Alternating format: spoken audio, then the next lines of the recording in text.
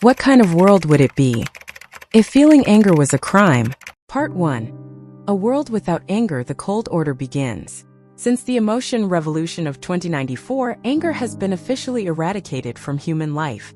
The law clearly states, anger is a level 1 offense, potentially leading to violence, division, and social chaos. Anyone who displays negative emotions, even for a few seconds, is immediately detected and emotion captured by the central emotion system. That person is then taken in for mandatory psychological adjustment, a process no one ever wants to go through a second time. They call it the cleansing era. On every street, emotional sensors are everywhere, on traffic lights, convenience stores, even in your bathroom mirror. Every raised eyebrow, clenched fist, or sudden spike in heart rate is recorded and analyzed. The system is called EmoScan, a sophisticated network of artificial intelligence that can detect anger even before a person becomes aware of it themselves. People learn to control their facial expressions from a young age. Children are taught that if they feel angry, they should smile. If someone pushes you down, thank them for the life lesson. And if you witness injustice, it's merely a way to practice gratitude. Anyone who violates this, even just a frown in a crowd, will hear a shrill alarm from the device on their wrist and be emotion captured in under a minute. Emotion capture, a name that sounds gentle, but the reality is far more chilling. People are taken to a cold white room with bright lights shining directly into their eyes, where every question begins with, "When was the last time you felt angry?" Memories are extracted, emotions restructured. When they walk out, they smile, but the light in their eyes is gone. The whole city has become a massive stage. Everyone is an actor, playing the role of happiness. But there's one thing the system didn't anticipate. Buried deep, anger still lives. Smoldering. Slipping into dreams, into the accidental words of a stranger on the bus, into the fleeting glances over shoulders. And then, somewhere, someone begins to wonder, what would happen if I dared to be angry? Part 2. When humans are not allowed to be angry, the price of peace. At first, the world seemed to be entering a golden age. No more public arguments. No more police interventions in domestic disputes. On television, every news segment was bright and cheerful. On social media, every status update was filled with positivity, as if humanity had been completely reprogrammed. People learned to smile, bow, and say thank you, even when they were insulted. They learned to nod at injustice, to suppress their indignation as if it had never existed.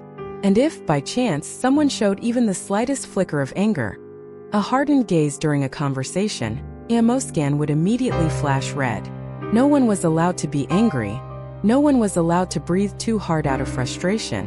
Even the word anger was deleted from school dictionaries. Children were no longer taught to recognize negative emotions, only to avoid them. As time passed, people began to realize something was slowly dying, their very humanity. Humans cannot live behind a mask forever. Beneath the surface of this peace, suppressed emotions began to boil. People could no longer tell what was real and what was just performance. They smiled even when their hearts pounded with resentment.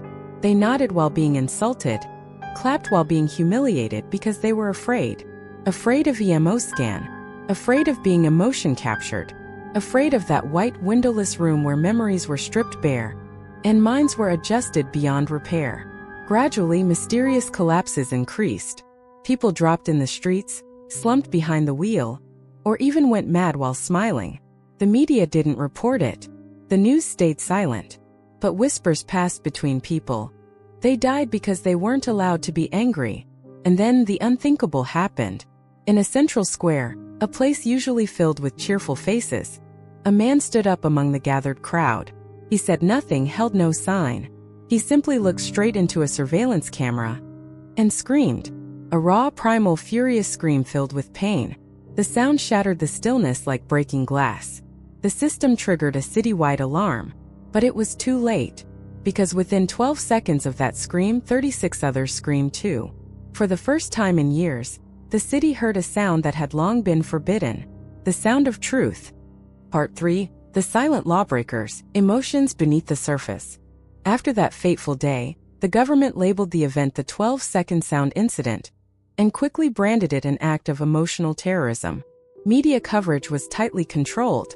All cameras in the square were sealed off. Every social media account that shared the recording was wiped clean. Its owner disappeared for emergency recalibration. But what the authorities hadn't anticipated was that a seed had already been planted. The man who screamed that day was named Tien, a former psychology lecturer. He once taught about the natural mechanisms of emotion until his university was absorbed into the National Adjustment Institute, and all courses on emotional freedom were completely abolished. Tien vanished after the incident. The entire system hunted him to no avail. But rumors spread that he wasn't dead, but leading an underground group called the True Feelers, an organization with no weapons, no protests, no destruction. Their rebellion came from something so simple the system couldn't predict it. They felt, genuinely. Members of the group were nobodies: a vegetable vendor who always looked at the ground, an old woman mumbling on the bus, a child who bit their lip when scolded but didn't dare cry. They met in old wartime bunkers, places beyond the reach of EMO scan. There, they trained not how to run or fight but how to feel without being caught. Some practiced how to scream silently, face expressionless. Others learned to cry with their eyes, without shedding a single tear. These techniques weren't for pretending, they were for survival. Because in a world where true emotion is a crime, being yourself is the most dangerous act of rebellion. Tien had no desire to revolt with weapons. He knew that if violence was used, the system would have the perfect excuse to strike back. But if one by one, even the smallest people started to feel again, truly feel, the system would become unmanageable. "We don't need to destroy the system," Tien said during a secret meeting, the dim light casting shadows on his scarred face. "We just need to let it collapse, under the weight of the truth." But the price of truth was high. Some members were captured just for a glance of fury when scolded by a boss. Others were forcibly readjusted for whispering, "I'm so tired." Once in the hands of the system, they were never the same. Those who returned from adjustment came back silent, eyes hollow, as if their memories had been erased. Tien called them smiling shells. Every meeting of the True Feelers was like walking a tightrope in a storm, and yet they persisted. They recorded emotions in whispers, sending them out through decommissioned radio frequencies. They etched messages like, "I was angry once, and I survived," onto small stones and let them drift down rivers. They whispered true feelings into each other's ears, passing on a forgotten language of the soul. And then one night Tien received news. One of the people who had screamed in the square was still alive. Not just alive, but honing their emotions, preparing to unleash the one thing the government feared most. A collective emotional surge. A storm of feeling powerful enough to overwhelm EMO-scan, forcing the system to confront one undeniable truth. Human beings were not born to be silent. Part 4. The truth behind EMO-scan. When your mind isn't yours anymore. In publicly released reports, emotion capture is portrayed as a humane measure to maintain societal stability. A gentle kind of adjustment designed to free people from the harmful weight of negative emotions. News broadcasts constantly show footage of successfully rehabilitated individuals, always smiling, impeccably dressed, repeating pre-programmed lines like, "I feel more at peace than ever." But what the media shows is only the polished mask constructed by the system. The truth is what never appears on any news program. Emotion capture isn't just a few hours of therapy. It is a methodical dissection of emotion. Slow, clinical, leaving no external scars, but destroying everything inside. Once taken into an adjustment center, a person is no longer treated as a person, but as a corrupted emotional dataset to be reprogrammed. Some people never return. Their names vanish from public records, their biometric data deleted from every identification system, as if they never existed. Others do come back, but they are no longer themselves. They smile, speak, go to work, function as usual. But their eyes are empty, and their emotional responses come with a delay, like puppets on invisible strings. The more terrifying truth is this: the government didn't erase anger to protect anyone. They erased it to control. In this world, anger is the seed of rebellion. It is the first spark of every revolution in human history. Without anger, there is no protest. Without protest, power stands forever, unchallenged, unquestioned. By criminalizing anger, they stripped away humanity's last tool against injustice. When people are forbidden from expressing outrage, they begin to doubt their own feelings. They start believing they're wrong for feeling wronged. And slowly, they begin to self-censor, even before the system intervenes. They call this the ideal society. But in truth, it is a prison without walls, where every person becomes their own warden. Everyone lives on the same artificial stage. A grand theater where each must perform the role of contentment for life. And if someone drops the act even for a second, the system strikes, swift and invisible like a blade in the dark. But the most terrifying part isn't the control. It's the habit of obedience. Over enough time, silence begins to feel normal. People start to believe they truly don't need to be angry. That anger is dirty, shameful, primitive. That rage is proof of being unhealed. That belief seeps in from textbooks to lullabies, from TV shows to ad slogans. A new generation is born, one that has never known what it feels like to scream at injustice, and they grow up believing that's normal. A generation that doesn't know anger is a generation that doesn't know how to fight back. But even the most perfect system has a fatal flaw. Emotion cannot be destroyed, only buried. And when something is buried long enough, it erupts with a force no weapon can match. Anger is still alive, in fragmented dreams, in that tightness in the throat that has no name, in the flicker of a crooked smile masking a hollow stare. And when enough people start to realize what they've been robbed of, the truth will no longer stay hidden. Not everyone will be ready to resist, but all it takes is one moment of collective awakening, one wave of emotion powerful enough, and the system will crack. Because power can control behavior, but it cannot control what burns quietly in the human heart. Part 5. The Gentle Awakening, the Right to Feel Again. Every system of control believes it is invincible, until the truth begins to spread. But the truth, when suppressed for too long, doesn't explode like a bomb.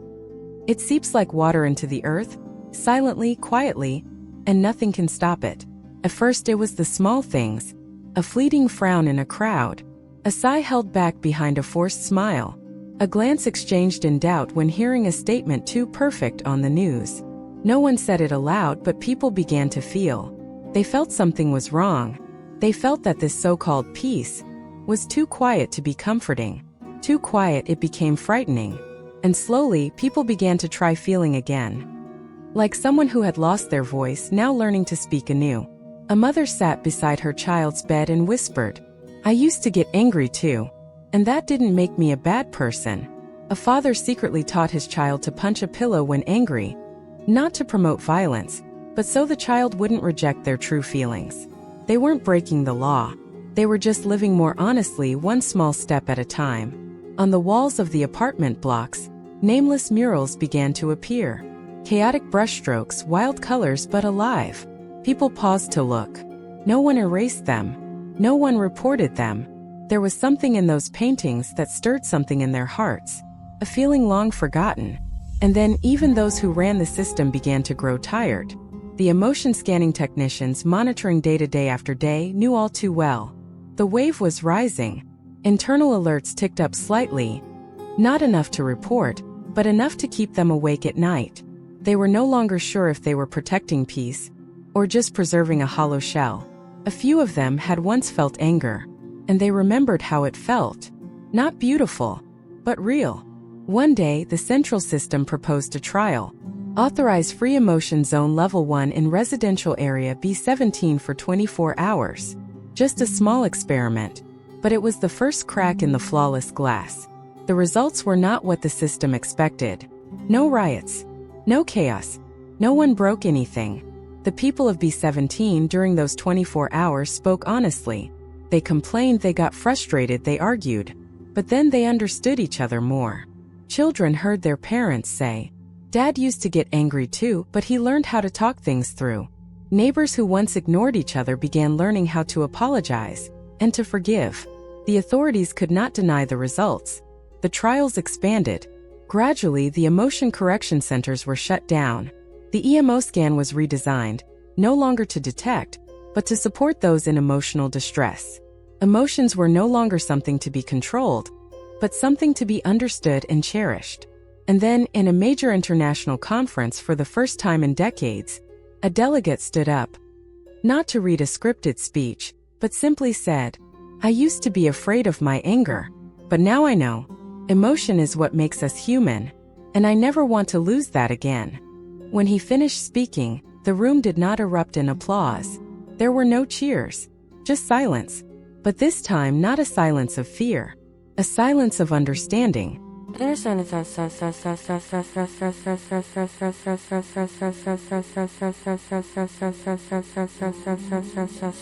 Understanding The world would never be perfect. But from that moment on, people lived more truthfully. They argued. They disagreed. They learned how to apologize. They got angry. But they also learned how to love. They hurt. But they also learned how to heal. No more forced emotion correction because everyone understood. Without emotion, we are no longer human.